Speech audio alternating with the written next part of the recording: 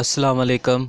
आज हम MTH 401 और MTH 303 की असाइनमेंट नंबर 1 सॉल्व करेंगे, जिसकी ड्यू डेट 30 नवंबर 2020 है। इसके टोटल मार्क्स 20 हैं और इसमें 2 क्वेश्चंस गिवन है और क्वेश्चंस में कहा गया है solve the differential equations. Question 1 है y minus X D Y by D X equal a into Y square plus D Y by D X. इसको हमने सॉल्व करना है, तो इसको सॉल्व करने के लिए हम इस a को अंदर मल्टीप्लाई कर देंगे, तो ये हो जाएगा y minus X D Y by D X equal a Y square plus a D Y by D X. उसके बाद हम D Y by D X वाली टर्म्स एक साइड पे इकट्ठी कर लेंगे और y वाली टर्म्स एक साइड पे इकट्ठी कर लेंगे। इस a वाई स्क्र को इस साइड पे ले आएंगे तो माइनस a वाई स्क्र, और इसको इस साइड पे ले आएंगे तो ये प्लस हो जाएगा x D Y by D x plus a D Y by D X. फिर हम इस साइड को इस लेफ़्ट पे लिख लेंगे और इस साइड को राइट पे लिख लेंगे। उसके बाद हम इसमें D Y by D X common लेंगे तो इधर रह जाएगा x और इधर रह जाएगा a। इनमें से y कॉमन लेंगे तो इधर रह जाएगा 1 और माइनस a y। इसको कॉमन लेने के बाद हम इस साइड पे सिर्फ D Y by D X को रहने देते हैं, डी वाई को रहने देते हैं, और ये वाली टर्म इस साइड पे ले आए तो ये डिवाइड हो जाएगी, और डी एक्स को उस साइड पे ले जाते हैं तो मल्टीप्लाई होगी, और x प्लस a को इस साइड पे ले आए तो ये डिवाइड होगी। यानी हमने x और y को सेपरेट कर लिया क्योंकि ये सेपरेबल इक्वेशन है। फिर उसके बाद हम दोनों तरफ इंटीग्रेशन लेंगे इसको सॉल्व करने के लिए, तो ये हमने इंटीग्रेशन ली, इस तरफ भी इंटीग्रेशन ली, इस तरफ भी इंटीग्रेशन। तो यहाँ ये जो नीचे टर्म है इसको हम LCM के तौर पे स्प्लिट कर सकते हैं। अगर हम y को 1 पे स्प्लिट कर दें और इस रकम को स्प्लिट कर लें, अलहदा कर लें LCM के तौर पे, तो हमें ऊपर इस तरह सेटिंग करनी है कि कैंसिल हो के 1 बचे। मसलन अगर मैं इधर a लिख लूँ तो इस y को इधर मल्टीप्लाई करूँ तो ay हो जाता है प्लस में, और इस टर्म को इधर मल्टीप्लाई करूँ 1 से तो 1 माइनस ay, तो ay और ay कैंसिल हो जाता है और फिर सेम टर्म आ जाती है जो ऊपर हमारे पास थी। एक तो ये तरीका है, और दूसरा तरीका है कि इसकी पूरी पार्शियल फ्रैक्शन के ज़रिए इसको सॉल्व किया जाए। तो ये भी इजी है, ये हमें समझ आ रही है कि हम y को नीचे स्प्लिट कर देंगे और इसको स्प्लिट कर लेंगे और इधर a लिख लेंगे और इसको ज़रब देंगे a को y से तो ay हो जाएगा, और इसको इधर ज़रब देंगे तो ये सेम टर्म आ जाएगी और ay कैंसिल हो जाएगा और सेम वही रकम रहेगी। फिर उसके बाद हम इंटीग्रेशन को सेपरेट कर लेंगे, इधर इंटीग्रल सेपरेट कर लेंगे और इधर भी इंटीग्रल सेपरेट कर लेंगे। लेकिन साथ ही साथ देखें मैंने इधर प्लस की जगह माइनस कर दिया और एक अंदर माइनस लगा लिया।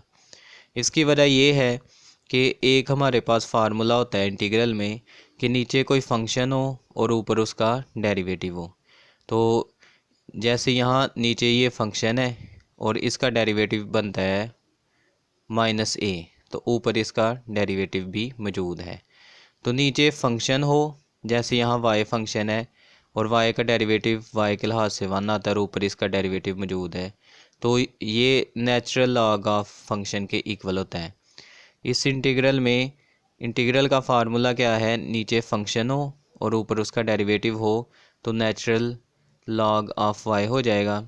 ऐसे ही इस टर्म पे आए, नीचे फंक्शन है और ऊपर उसका डेरिवेटिव मौजूद है तो ये भी नेचुरल लॉग ऑफ फंक्शन हो जाएगा।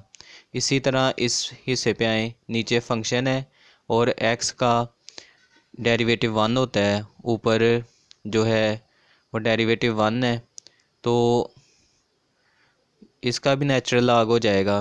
फिर उसके बाद हम कांस्टेंट ऐड करेंगे तो चूंकि हर टर्म में नेचुरल लॉग आ रहा है तो कांस्टेंट को भी हम नेचुरल लॉग के तौर पे ले लेंगे। फिर हमें लॉग की प्रॉपर्टीज़, लॉग के कवानीन के मुताबिक पता है कि दो लॉग माइनस हो रहे हों तो सिंगल लॉग बनाते हुए हम उनकी टर्म्स को डिवाइड कर देते हैं। इस तरफ दो लॉग प्लस हो रहे हैं तो इनको सिंगल लॉग बनाते हुए उनकी टर्म्स को मल्टीप्लाई कर देते हैं। दोनों तरफ से नेचुरल लॉग कैंसिल हो जाएगा तो y ओवर 1 माइनस ए इक्वल आ गया c इंटू एक्स प्लस ए। तो ये हमारा फर्स्ट क्वेश्चन का आंसर आ गया, सॉल्यूशन आ गया y की फॉर्म में।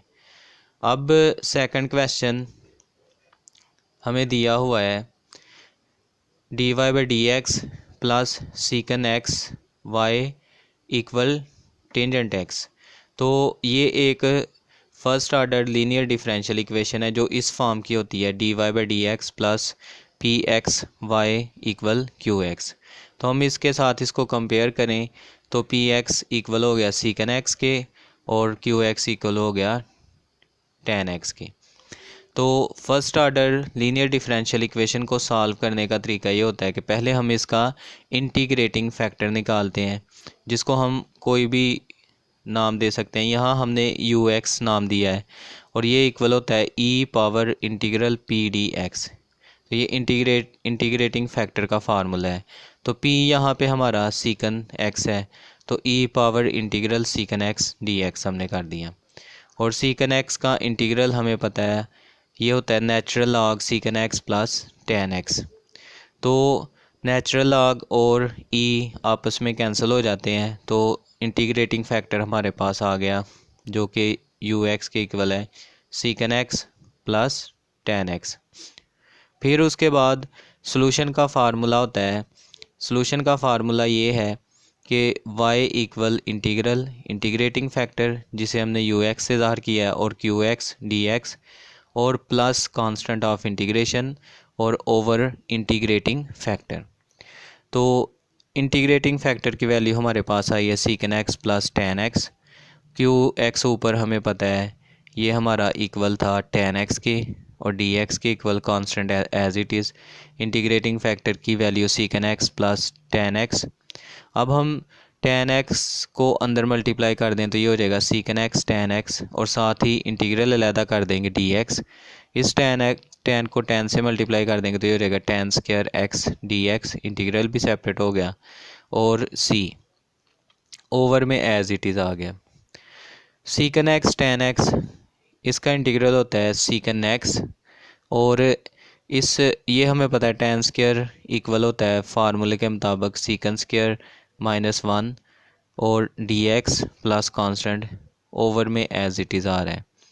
तो अगर हम सीकन स्क्वायर का इंटीग्रल ले तो ये टेन एक्स के इक्वल होता है और वन का इंटीग्रल एक्स के इक्वल होता है और ओवर में एज इट इज़ आ गया। तो ये हमारा सॉल्यूशन आ गया y equal secant x plus tan x minus x plus c over secant x plus tan x.